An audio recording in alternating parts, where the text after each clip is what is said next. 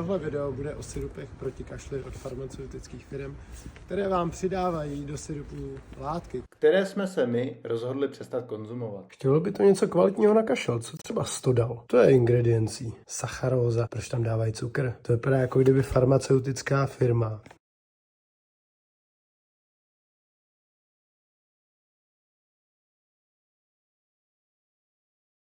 etanol, alkohol tam asi musí být, kyselina benzová, proč tam dávají takovouhle? Není to náhodou skóre škodlivosti 5?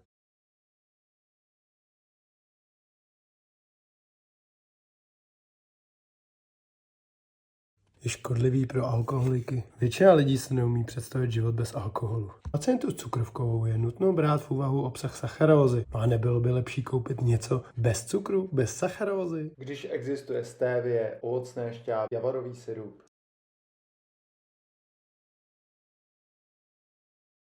My už používáme jen med, jitrocel a další přírodní alternativy.